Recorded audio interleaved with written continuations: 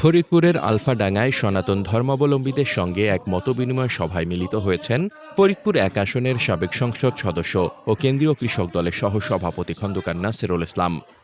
আলফাডাঙ্গা প্রতিনিধি কবির হোসেনের প্রতিবেদনে থাকছে বিস্তারিত।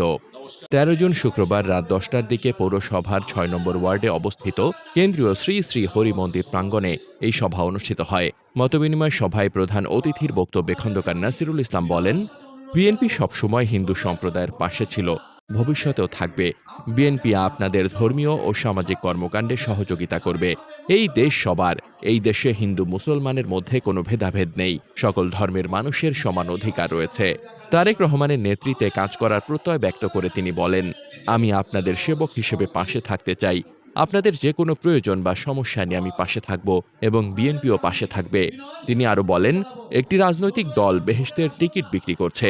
তারা ধর্মকে ব্যবহার করে রাজনীতি করতে চায়। ধর্মকে পুঁজি করে যারা মানুষকে বিভ্রান্ত করছে, তাদের থেকে সবাইকে সতর্ক থাকতে হবে। সভায় সভাপতিত্ব করেন স্কুল শিক্ষক মানবেন্দ্র সাহা এবং প্রধান বক্তা হিসেবে বক্তব্য দেন জেলা পূজা উদযাপন কমিটির সভাপতি অজয় কুমার কর।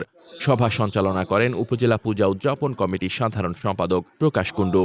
সভায় আরও বক্তব্য দেন বোয়ালমারী উপজেলা বিএনপির সাবেক সাধারণ সম্পাদক সিরাজুল ইসলাম, আলফাডাঙ্গা উপজেলা বিএনপির আহ্বায়ক আব্দুল মান্নান মিয়া আব্বাস, পৌর বিএনপির আহ্বায়ক রবিউল হক রিপন, উপজেলা বিএনপির সদস্য সচিব নূর জামাল খসরু, উপজেলা বিএনপির যুগ্ম আহ্বায়ক মনিরুজ্জামান মনির, উপজেলা পূজা উদযাপন কমিটির সভাপতি প্রবীর কুমার বিশ্বাস, বোয়ালমারী উপজেলা স্বেচ্ছাসেবক দলের সভাপতি সঞ্জয় সাহা, উপজেলা ছাত্র দলের সাবেক সভাপতি মোহাম্মদ আমিনুর রহমান এবং ছাত্রদল নেতা রাকিবুল ইসলাম প্রমুখ।